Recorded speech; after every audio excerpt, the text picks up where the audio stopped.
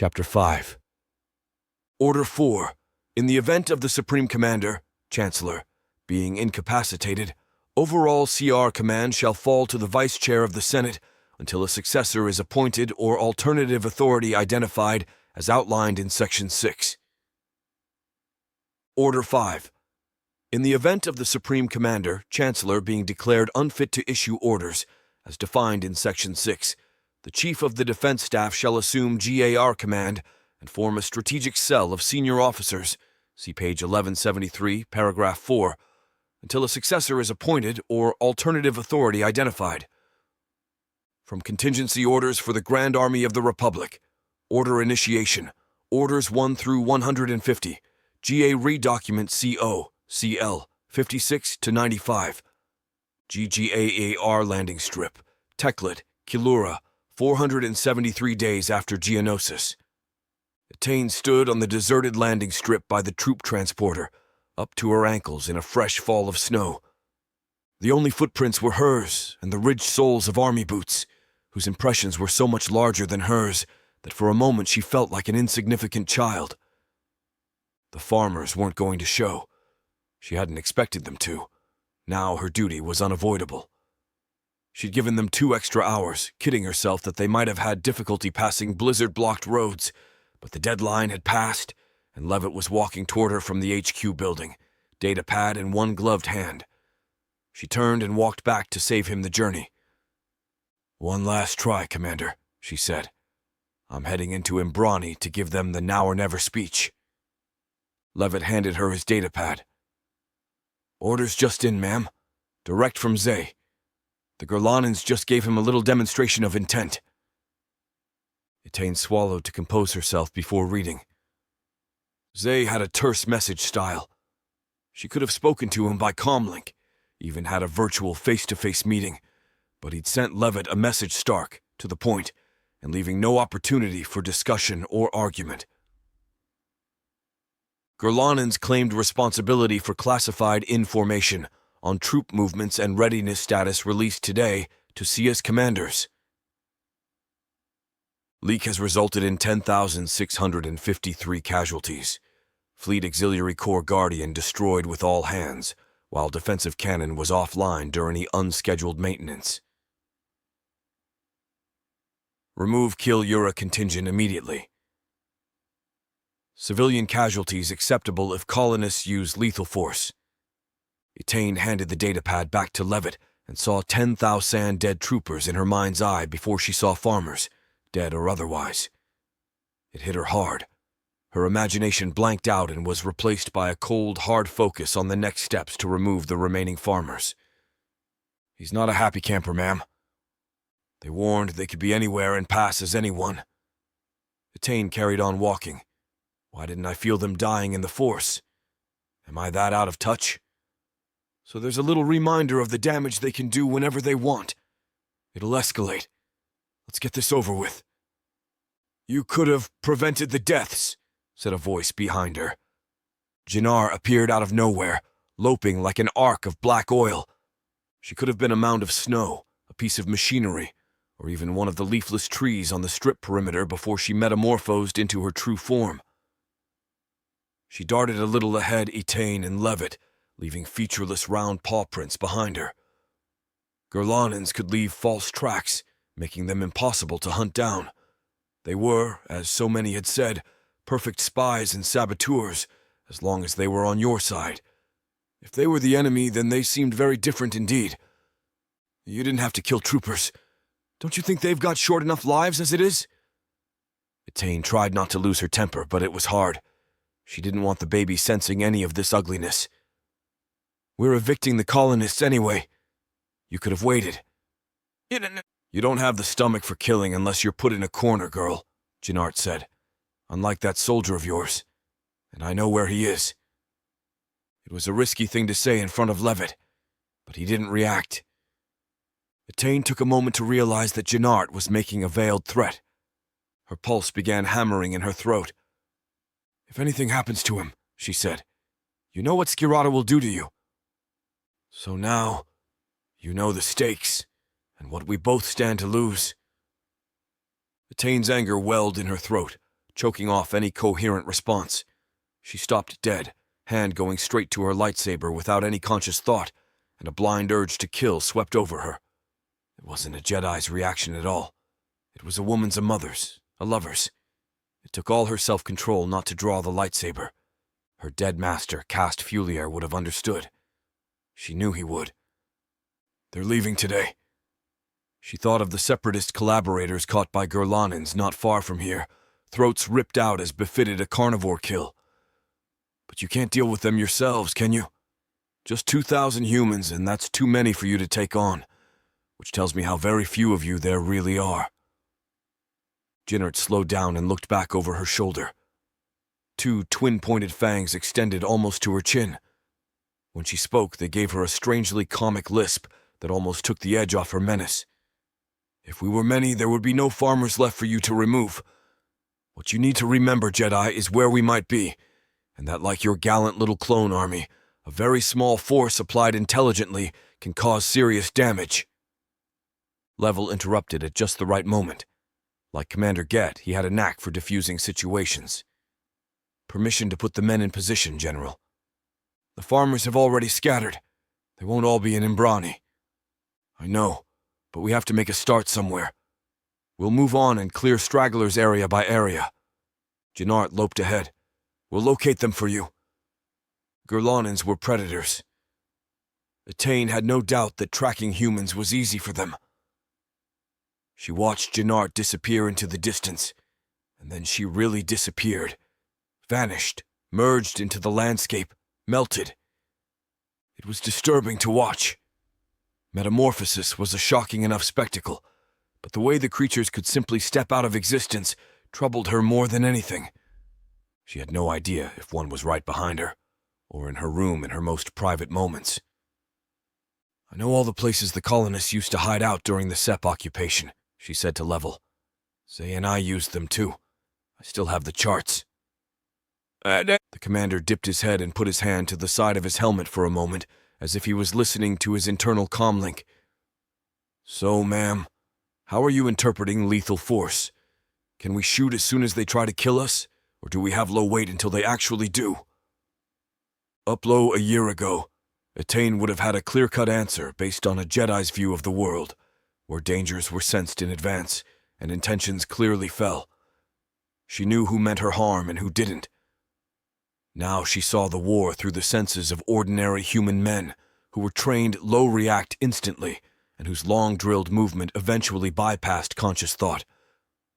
If someone targeted them, their defensive reflex kicked in. Sometimes they got it wrong by firing. Sometimes they got it wrong by hesitating. But she had no intention of handicapping them by expecting them to be able to make the judgment calls that she could. Zay could promulgate all the rules of engagement he wanted. He wasn't here, in the line of fire. Once they open fire on you, Etain said, return it. They can't be civilians and engage in armed conflict. Their choice. She'd square it with Zay. If she couldn't, too bad. It was her command, and she'd lake the consequences. Levette summoned a speeder bike, and she climbed onto the pillion behind him. They set off for Imbrani at the head of a column of armored speeder buses and speeder bikes, while an ATTE carrier passed overhead low-deployed troops low the east of the town. Are you wearing any armor, ma'am? Levitt asked. The chest plate didn't fit properly now, but she couldn't tell him that her bump got in the way. She'd leaned back a little so that he wouldn't feel it press into him. To her, it felt enormous, but nobody appeared to have noticed it yet. As sorted plates, yes, and a comlink. Good. 2 things I don't like: a general who can't communicate with me, and a general who's dead. Well, I'll be a live general who listens and takes notice of her commanders in the field. We like that kind of general. And Etain liked clones.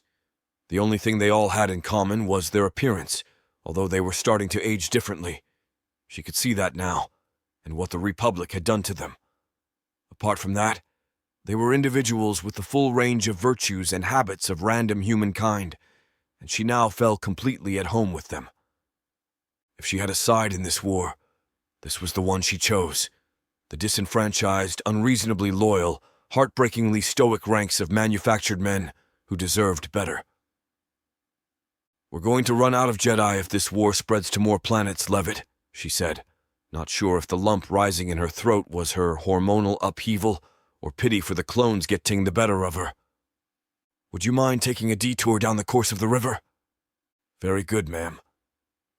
Levitt signaled the lead speeders in the convoy to carry on and banked left. Soon they were snaking through 2 lines of trees between which the Brawn River formed a frozen road. She'd first met Darman here. She'd sensed a child in the dark but come face to face with what she thought was either a droid or the Sepp's Mandalorian enforcer, Gaz Hokan. She didn't imagine she was meeting the future father of her son. "I miss you, Dar." She found herself thinking about Hokan more often these days, and finding it ironic that her first kill was a Mandalorian, and that he'd been fighting against commandos who found solace in a tenuous Mandalorian heritage. She wondered why Mandalorians bothered to fight other worlds' wars when they could have banded together for their own sole advantage. 500 meters to the town, ma'am." Levitt skimmed above the frozen water. There were no G-Dan eyes reflecting back at her from burrows and crannies. It was too cold for them to venture out. "Are you sensing anything?" Oops. Attain concentrated again. "Fear. Anger, but you don't need a Jedi to tell you that." "Ma'am, they don't call me Commander Tactful for nothing. Okay." Some of the farmers would be in the cantina in the center of the town. It had cellars. It was fortified. The farmhouses in the area were wooden construction, and a single artillery laser round was enough to reduce one to charcoal. Those farmers who weren't in the cantina would have dispersed to the hills or headed for the next settlement, a village called Tilsat. Let's get it over with. Imbrani wasn't much of a town. The center was an open common where Merleys grazed and local kids played chase, although it was too cold today. The common was ringed by ramshackle buildings, a few farm supply stores, a cantina, 2 veterinarians, and a smithy. The speeders had already set down and a platoon of troopers had disembarked, some of them kneeling in a defensive line with deces ready. Attain swung off the speeder, crunching through a thin layer of ice into packed snow, and for the first time she felt a hard kick from the baby. It was too early. She had another crazy random thought. Was her son already aging as fast as Darman? Had she made things worse by using her force powers to accelerate the pregnancy? Did all first-time mothers worry about every twinge and twitch? She almost fell back on the speeder and got a curious tilt of the head from Levitt. "Steady, ma'am." "I slipped on the ice," she said. There was no sign of activity, but a thin thread of smoke rose from the cantina's chimney. This was a world of wood fires and low tech. The high tech the Qiilurans did have was weaponry provided by the Republic. Oh well, we know their tactics and we know the capability of their kit, because we trained and supplied them. Normal procedure was to carry out house clearance, property by property, but Attain needed to give the farmers one final chance for her own peace of mind, even though she now knew it was pointless. It was, she realized, her deal with her conscience so that she could open fire and not be racked by guilt later. She stood at the doors and took out her lightsaber. Master Fulier's weapon still hung from her belt. "This is it," she called. "You come out. You get everyone together and we load you on the transports." She paused and listened. "You don't come out. We come in and drag you out, cuff you, and load you on the transports. Your call." There was still silence, but she sensed danger, the preparation of dozens of weapons, and the breathless panic of people who thought this was their last day. This would be a battle. "I'm sorry," she shouted, looking at the tiny windows just in case she caught a glimpse of a face. "I have to do this, and it has to be now." Attain turned to Levitt and gave the signal to bring up the rapid entry teams. The troopers stacked either side of the doors, some with dispersal gas pistols, and Attain slipped a respirator mask over her face. She could have left it all to her men. "I'm crazy. I'm pregnant and I'm leading an assault. Do I trust the Force that much? Yes, I think I do." Attain thumbed the controls of her lightsaber, and the blue blade sprang into life. Visualizing a ball of energy building in her chest, She exhaled and aimed a massive force push at the doors to rip them apart. 2 troopers fired gas canisters inside and stood back. The rest of the platoon stormed in. Snapping and whining of blaster fire shattered the still, frosty air, and gas billowed from the entrance. She ran in after Levitt, thinking she should have gone in first, knowing that wasn't how it was done, and looking for opportunities to use the force to bring this to an end as fast as she could. White armor was everywhere, making that distinctive clack-clack sound as troopers dropped into firing position or smacked up against walls for cover. The cantina was a warren of rooms and passages. It was when she deflected blaster fire with her lightsaber and heard someone yell that she was a traitor, a criffing murderer, that reality sank in. The noise was deafening. Screams, shouts, shots. The smell of blaster-seared air, charred wood, and stale yeast. Ale, she thought, made her gag. LeVay stuck by her, holding her down at one point with a firm hand on her head. "You're all the same. You're all the same." 2 troopers hauled a middle-aged man past her. He was alive and cursing, gas-induced tears pouring down his face, trying to aim kicks. The clear-cut days of friends and enemies were gone, if they had ever existed at all. Etain longed for a simple moral struggle of good versus evil, but she could feel neither that the Republic was wholly good, nor that the Separatists didn't have a case. Now she was laying siege to former allies to placate spies who'd helped kill clones. It was too much to work out.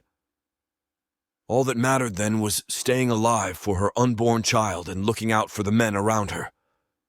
She took out Master Fulier's lightsaber and prepared to lunge forward, a blue blade of light in each hand. Offices of the Republic Treasury Audit Division, Investigation, Audit, and Enforcement Section, Coruscant, 473 days after Geonosis. The best thing was to keep busy, Bassani decided, and not to build her life around H-New-E news bulletins on the war. If Ordo had something to tell her, he'd tell her. If anything had happened to the unusual circle of military friends she'd acquired almost instantly, then Qiilura would tell her. He needed to keep her sweet to get his information, and she knew it. And she had plenty to occupy her. The gaps in the AC counts and audit trails for the Grand Army staggered her forensically tidy mind. Her introduction to Army accounting had been a simple procurement fraud investigation a few months ago, when Ordo crashed into her life. She sat with her elbows propped on her desk, forehead resting on extended fingers, and found she was making involuntary huffing noises of frustration at every screen that appeared on her monitor. The Grand Army had catapulted into existence 473 days ago, and the Republic budget cycle was 3 years. Estimates, allocation, and expenditure. But there wasn't any indication of an expenditure budget allocated to the creation of the Grand Army. So Ordo was born around 11 or 12 years ago. She found it hard to take that in even now, and simply skimmed over it again. That means funding would have had to be in place at least 3 years before then, unless there was an emergency budget. Bassani skipped back further and further in the archive, but there was no financial record at all of an army of millions being ordered from the Kaminoans. Prior to the Battle of Geonosis, the Republic's minimal armed forces were a very small-line budget item in a balance sheet of quadrillions some years, even quintillions of credits. What? The Kaminoans gave us an army for free? And what about the ships and other equipment? Who paid for that? Who paid Rothana and K-Duai for the initial fleet? It was a black hole in the books. Bassani wasn't a woman who felt comfortable around black holes and unexplained omissions. Okay, so they hid the funding. Let's not ask why at the moment. Let's ask how much, because that tells me the size of the carpet it needs to be swept under. She sat back in her seat and tried to estimate. She didn't know how much Tipoca City billed for clones, but there were a few million of them. On top of that, warships alone cost billions. So it was at the very least 1 trillion creds, and probably many times that. In a single transaction, that could be found even in the Republic's annual budget.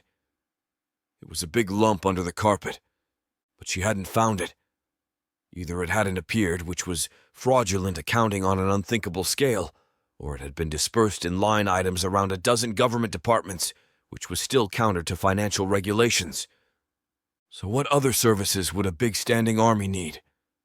Well, no infrastructure for accompanying families, not for those poor clones. How about health? Spread over 10 or more years before geonosis. The Grand Army had appeared literally overnight. Some details of secret defense projects had to be hidden from public eyes. She accepted that. But not the funding. Somewhere, someone had to get approval to buy a whole army off the shelf. And that took a lot longer than the year of wrangling about the Military Creation Act before geonosis. There was nothing in committee records before that date, even to hint at it. It was driving her crazy. Health, med centers, specialist med droids, training. The Republic had never had an instant army, nor one on quite this scale in living memory. It should have sought advice on forming a medical corps and dealing with the triage, treatment, and aftercare of large numbers of casualties. Someone might have left that detail in the system, and then she might have a name, a date, or some other hard data to track. Beeson checked through her index for the Coruscant Health Administration and identified the Policy Planning Office. She hadn't intended to talk to anyone else while she rifled through the records on an illicit investigation call at what it is. Spying, why don't you? Because it added one more cross-reference for someone who might be checking up on her. But talking to public servants across departments every day was routine, and thousands of staff did it. What do you mean, did we make provision for medical support for the Grand Army? Said the Nimbanel in policy planning. Had we been asked, we would have. I've worked here for 30 years. I recall nothing like that. Beeson shouldn't have been surprised.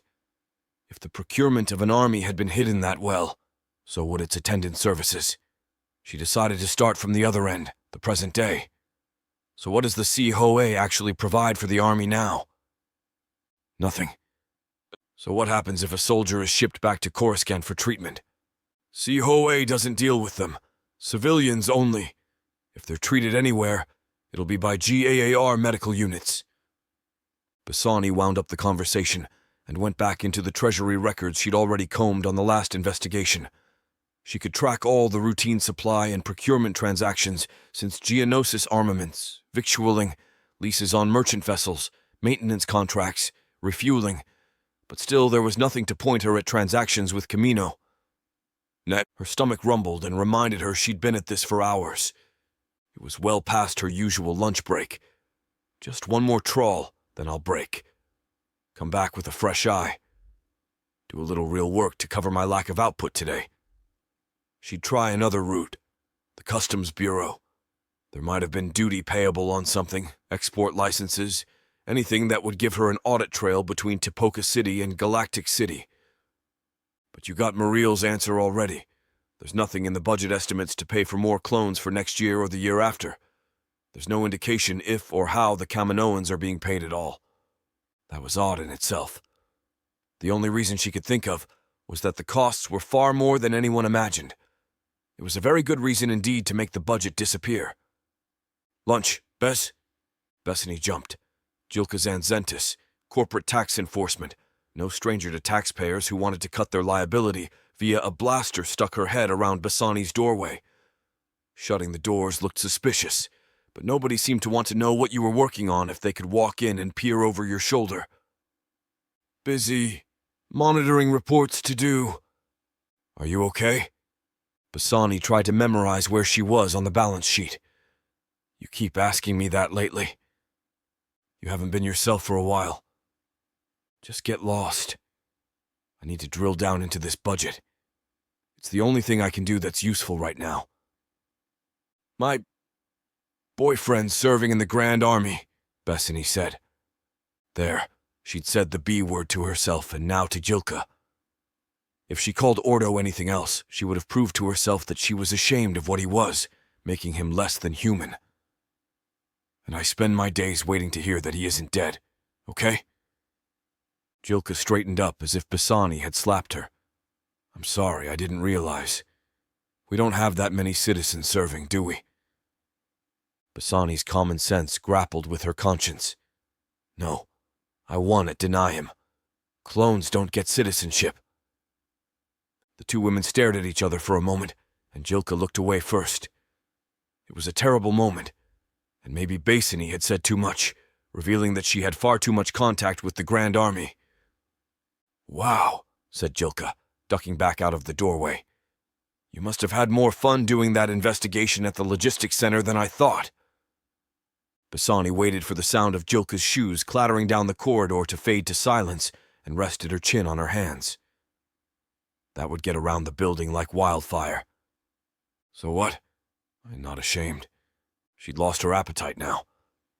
She went back to the public accounts menu on the treasury system and started working through the customs section, keying in Commando, Tipoca, and cloning. And it threw up a lot more documents than she'd expected, mostly the trade ban on the supply of cloning apparatus and services under Decree E 49D-139. 41. Commando didn't feature a great deal, but Arcania did. Arcanian Micro must be working all kinds of dodges to get around this. Big chunk of their exports gone in a single amendment. There was a big, dull section marked Medical Exemption Licenses. Her natural tidy curiosity told her she should see what items did manage to bypass the cloning ban, and when she did, she couldn't help but notice the sheer volume of the transactions. Trillions of credits. That was a lot of organs and skin grafts. Or... Bassani checked the codes. It was always possible that the codes were wrong or falsified, but they appeared to be licenses for imports to Coruscant itself, with a destination code for Syntax Atoi, especially Syntax 2. It was just one of Coruscant's moons, a sterile sphere used for military staging and fleet maintenance. For a moment, Bassani made a mental connection and wondered if there was an army medical center there, and that was why the Coruscant Health Authority took no military patients. Maybe the GOR had its own acute care facility on Syntax 2, and the clone tissues were destined for that. Okay, the government doesn't want the public to see how many troops are brought back too seriously hurt, even for the mobile surgical units and med center ships to treat. Bad for citizens' morale. Keep it all off-world. But Commando didn't need licenses, did it? And if anyone wanted cloned organs to restore troopers to fighting health, Commando was the obvious source. It was what the Kaminoans did. The Republic was now their only customer thanks to the decree. A little bell started ringing at the back of Bassani's mind. She knew the sound of it. It was the finely tuned instinct familiar to anyone who'd spent time uncovering that which others wanted kept covered. She had no doubt that Captain Obram and his CCF colleagues knew that bell only too well. What was going on here? Bassani transferred the data to her own device. Far more sections than she actually needed to disguise which information she was interested in, just in case data movement was being monitored. She needed to talk to Muriel, but this wasn't the place. She pocketed her datapad and took a late lunch far from the Treasury building. Landing area 76B, Bog Fee, Bogdan System, 473 days after Geonosis Ihan sat on her dampers, looking scruffy. She'd been left in the water too long at one stage in her life. There was still a definite tide mark of encrusted growth, even after a few searing atmospheric re-entries. Muriel laughed and slapped his gauntlet against his thigh plate. Jusik just stood and stared. "It's a hybrid submarine, General." Qiilura took a piece of ruic root from his belt pouch and chewed it thoughtfully. He didn't enjoy the perfume taste, but the texture was soothing. "I didn't charge her to the brigade budget, if that's what's worrying Zay." "It's when you call me General that I worry, Sergeant." Jusik really didn't look like a Jedi right then. Whatever it was about the Force that gave him an air of illuminated serenity had taken a walk. He looked grimly mundane. "Bard Ika." Qiilura offered the kid a piece of root, but he waved it aside. "You've come an awful long way for just a chat, son." Jusik took a deep breath and trudged forward, as if he knew how to get into a deep water. "Things are getting out of hand. I had to do something that's been a difficult decision." Qiilura was a magnet for waifs and strays. If someone was looking for a sense of belonging, Qiilura could make them feel they belonged like nobody else. It was the necessary skill of a sergeant, someone who could bond troops with the intensity of a family, but it was also the authority of a father, and he often couldn't tell where one began and the other ended. He wasn't sure that it mattered. Jusik. Clever, lonely, and increasingly at odds with Jedi, policy radiated a need for acceptance. The result was inevitable. Qiilura struggled to find the line between taking advantage of the Jedi's vulnerability and getting the best deal for his clones. Cal followed Jusik. You can only do what you think is right, Adika. Then I need you to level with me. Be sure you want to be burdened with the answer, then. The portside cargo hatch edged open, and Qiilura ushered Jusik inside. Muriel tutted at an interruption from his comlink and paused to answer it. In the crew lounge, Val sat rubbing Murd's head as it lay across his lap, and looked a much healthier color than he'd been hours earlier. He nodded gravely. The proceeds of the robbery were nowhere to be seen. Qiilura sat down on one of the low tables, and Ordo and Muriel planted themselves to either side of Jusik on one of the couches. Jusik's Qiilura's height, a head shorter than any clone, was swamped by Moonin Qiilura's green armor. Green for duty, black for justice, gold for vengeance. Muriel had opted for dark blue and Ordo for dark red, simply a matter of taste. But when they decided they had a specific cause, then they might change the livery and add sigils. The word uniform didn't have much meaning to Mandalorians. Muriel was deep in conversation with his comlink pressed to his ear, and all Qiilura heard was, "That's useful anyway. Don't worry. Yes, whatever you get." Then he handed the comlink to Ordo. From the way the lad's face lit up, it was clear that Muriel had been talking to Basini Wenin. Qiilura caught his eye and gestured to him that he was excused and he could take the call elsewhere. Ordo got up to stand by the aft engineering hatch, looking uncharacteristically embarrassed. Qiilura dragged the attention back to the conversation. "Ask away, Bardika." Jusik's face was all reluctance. "I can't keep covering for you unless I know what you're up to, Cal. And I know you're not telling me things." "You mean like you didn't tell Zay about the little mishap on Megiddo?" "There's not telling people because you don't want to compromise them, and not telling them because you don't trust them. I trust you to be a good, decent man," Qiilura said softly. "But I don't trust events, and once you know something, it shapes everything you do, even if you never breathe a word. That's hard on you at best, dangerous at worst. Firfek, Wallen doesn't know half the Osik I get up to, and vice versa. Eh, Wallon?" Val nodded. Murd yawned massively, looking like a miniature sarlacc pit. "And I prefer it that way.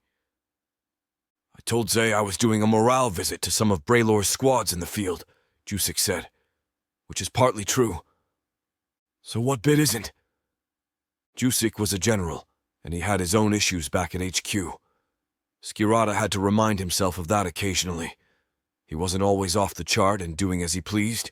He commanded 5 companies, a whole commando group, 500 men who operated in the field without him, but who still had to be given objectives, briefings, and support. There was plenty Jusik knew that he didn't share. There was just too much of it. "That I'm going to disobey an order and give you information you shouldn't have." "Are you certain you want to tell me, son?" "Yes."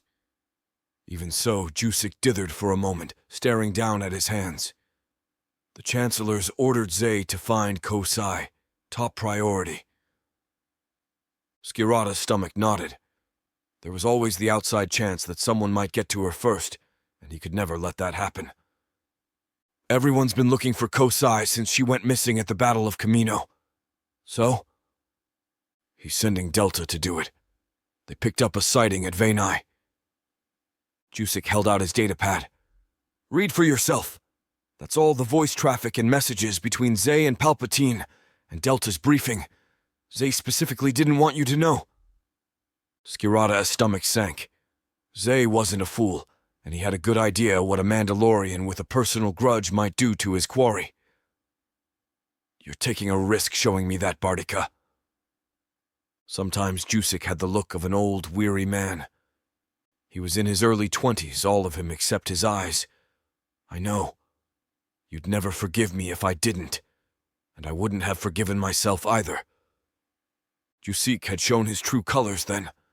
Qiilura marveled again that most of the Republic's citizens saw clones as high-spec droids, conveniently on hand to save their Shebsi, and yet others would put everything on the line to help them.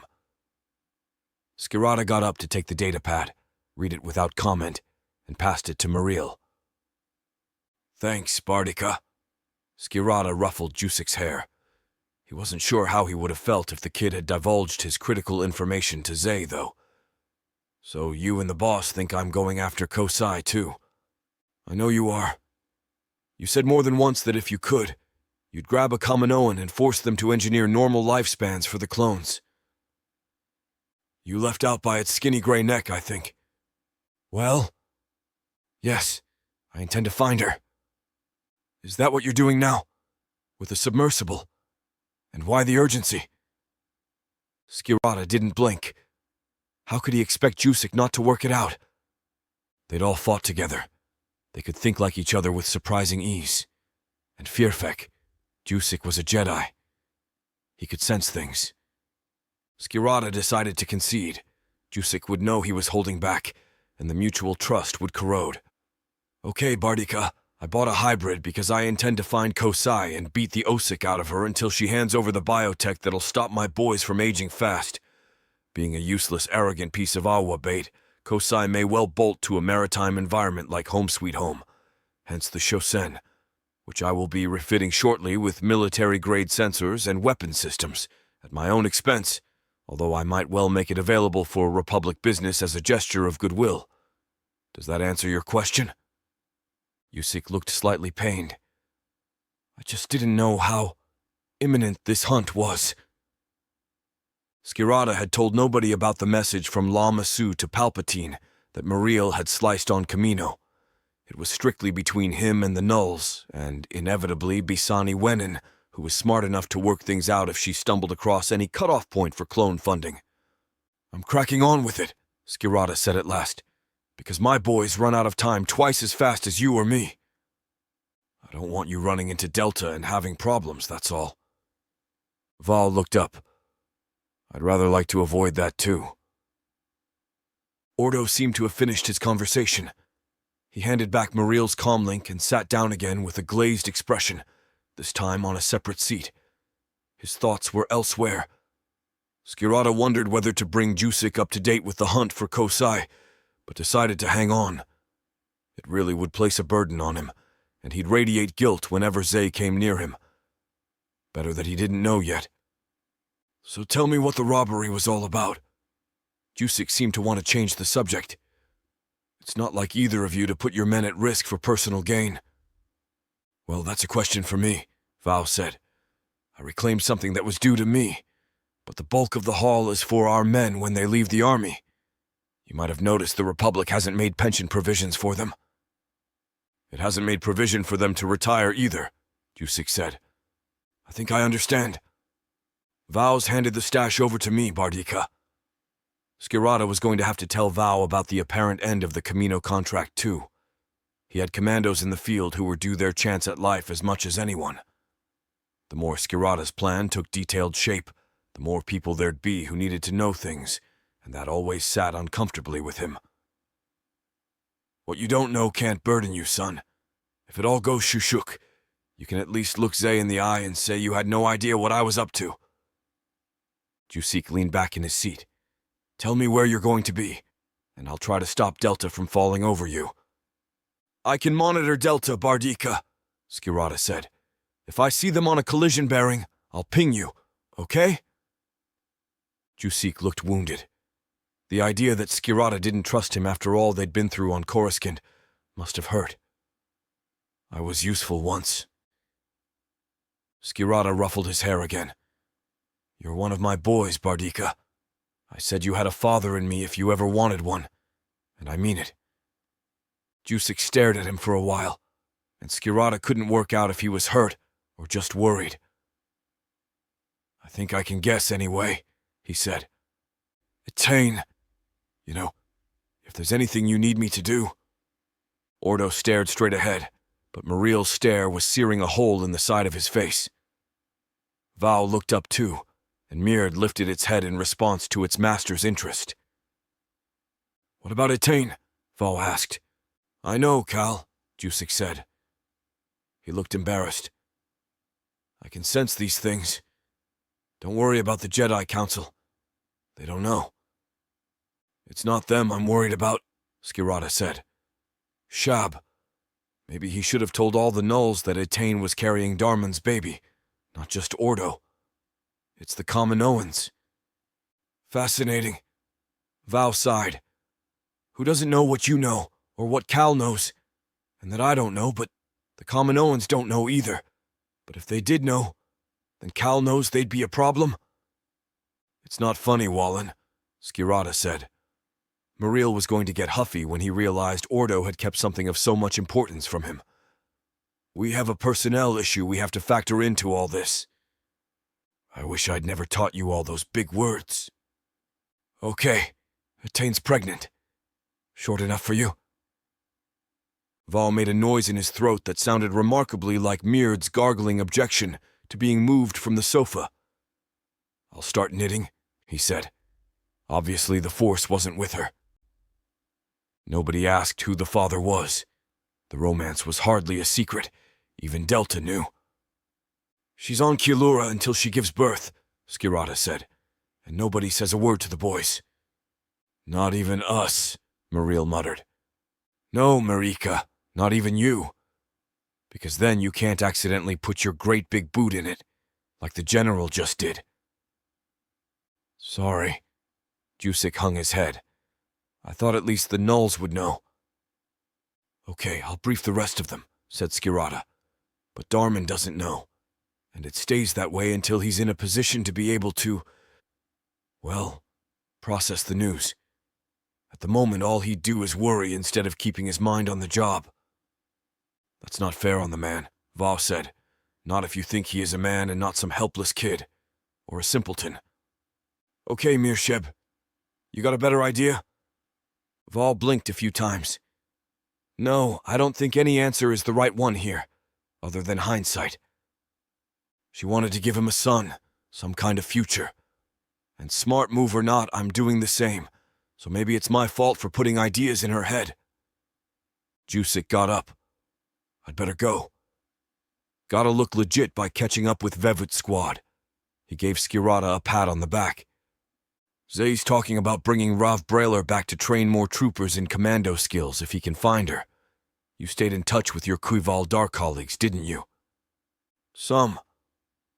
Qiilura followed Jusik to the hatch, not wanting to be seen to rush him, but they had a lot to do now. If Zay thinks I'm trouble, he'll have a nasty shock if he gets Rav back. You know what Mando females are like? I don't actually, but I can guess. What training does he want done? Covert ops. Try Wadi Tai or Mijgilamar then. They'd be a bit more tolerant of the Osik from the top. Not much, but at least Zay won't get a vibroblade in a sensitive spot if he uses the wrong fork at dinner. Can you contact them? Qiilura had already sought some assistance from Mandalorian, including from some of those who'd vanished from the face of the galaxy at Jango Fett's behest to train the clone army in secret, Qival Dar, those who no longer exist. It was ironic that those who no longer existed were now helping those who didn't exist for the Republic, not as men at least. Leave it with me, said Qiilura. Jusik closed the hatch behind him. Muriel gave Ordo a wary look. So maybe I shouldn't tell you what Agent Wenin dug up, seeing as I can't be trusted to know we have a dun-impregnated Jedi. Knock it off, Marika, Qiilura said. It's my fault, not Ordo's. So what did Bassani turn up? Something confirming that Palpatine is building alternative cloning facilities. Lama Su's message mentioned Coruscant, but she's found evidence that there's something happening on Centax 2 as well. Lots of equipment, she thinks, and Arcani and Micro have had a lot of exemption licenses for medical cloning. Palpatine wants direct control of clone production, and so he wants his own scientists like Kosai. He's edging the Kaminoans out of the picture. And if he doesn't pay for the next Tipoca contract, clone production will have to switch to a new source at that time. Ordo had been very quiet up to then. Qiilura chalked it up to some emotional issue in the conversation with Bassani that he wasn't prepared for. So what happens to the clones on Kamino at the moment? The ones who aren't yet mature? And where's the Coruscant facility? No, Ordo had been wargaming in his head. Bassani seemed to have been forgotten as soon as he handed back the comlink. Is he getting the equipment from Kamino? No, because the Gihal would know he was getting ready to leave them high and dry. Is he having incompletely matured clones moved to Coruscant? Or is he starting from scratch again?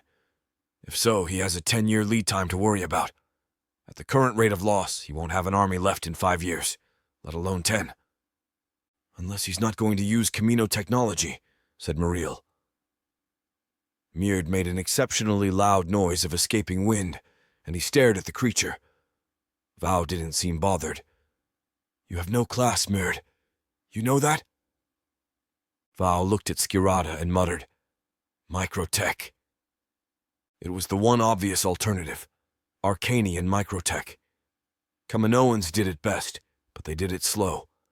Arcanian cloning technology was very much faster a year or two, maybe, though the results were nowhere near as good. So there should be clones reaching deployment maturity each year, but we're not seeing those numbers going into the ranks, Qiilura said. So what's the Republic planning to do with them? Val shrugged. Maybe there's a problem with the quality. They ran out of fresh Django. Kamino certainly doesn't like the results of second-generation cloning, Muriel said. I found that when I sliced their research the first time. Well, maybe the Republic is in financial trouble, and it's happy with second-rate troopers, said Qiilura. He knew this was critical information, and that the men produced would be exploited slaves as deserving of help as his own boys. But he was impatient, imagining Delta already on Kosai's trail. First things first. Maybe Palps will have a new military strategy then. Numbers over quality. Either way, we don't want to be around when it happens. Agent Wenin still hasn't found anything at all on how the Kaminoans were paid or whether there's anything in the budget in the next 2 years for another contract, Muriel said, standing up. But she's going to carry on. As am I, because we now have upgrades to fit to this fine vessel inside 48 hours. He fixed Myrd with an unsympathetic eye, including a heavy-duty air freshener. I told her not to take any risks. Ordo sounded wistful. What did she say to that? Qiilura asked. She told me she'd stop taking risks when I did. She's a good un, son. Mando Carla. Yes, Bassani Wenin definitely had the right stuff. A Mando heart. She'll earn those sapphires. And who told her I liked robosausage? Muriel paused in the hatchway. That'd be me, Ordica. Val nudged Myrd onto the deck and followed Muriel to start fitting the new weapons to the ship. Qiilura was left with Ordo in the crew lounge, suddenly unsure what to say to him. They stood there so long in contemplation that the sound of banging and scraping began echoing through the hull as Muriel brought the hardware inboard. She'll be fine, Ordica. It was obvious he was worried about Bessany getting caught. She's used to investigating fraud without anyone noticing.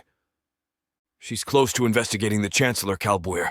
That's as dangerous as it gets in her line of work. We'll pull her out at the first sign of trouble, I promise. And do what? Events were overtaking Qiilura at breakneck speed. Part of his mind was on whether Delta had what it took to beat them to Kosai possibly, because Val trained them and part was worrying about Attain, whom he hadn't checked on for a day. He felt guilty for the way he'd bullied her. And part of his attention was now on the fact that 3 people had put themselves at risk for his scheme and might need to be moved to safety or given refuge very fast indeed. His plans for a safe haven, an escape route, had to be firmed up right away. He'd have to get hold of the Quival Dar comrades he could most rely on. Do we exploit people like Jusik and Etain and Bessany, or do we give them something they need? Ordo asked. These people who gravitate to us, They so want a community, a family, and that's the one thing we have in abundance. But I don't know where to draw the line. I just feel bad for them. Family's about being willing to do that, Ordika, Qiilura said, and steered him toward the gunwell access. No holding back. We give all we've got, too. What if she doesn't want to come with us? Bethany? Yes, we're planning to desert, aren't we? It's going to be a life on the run. What if she says, sorry, Ordo? I like my life on Coruscant too much. What if she tells me to get lost? The two of them seemed a long way from that kind of commitment, but the Nulls had come out of the Kaminoans' genetic tinkering with a capacity for instant, unshakable devotion. If they took to you, they'd die for you. If they didn't, you were dead meat. That was what happened when the genes that influenced loyalty and bonding were overcooked. But it was an existing Mandalorian tendency that the Kaminoans had exploited, and Ordo was only making the same snap decision on which partner he wanted that Qiilura and most other Mando males made. Bethany had to stand by Ordo. Cal couldn't bear to see the lad's heart broken. He wanted so much for the boy, for all of them. She won't let you down, son, Qiilura said. She couldn't even if she wanted to. She was now in this up to her neck. Coruscant would never be the same safe home again for Basani Wenin.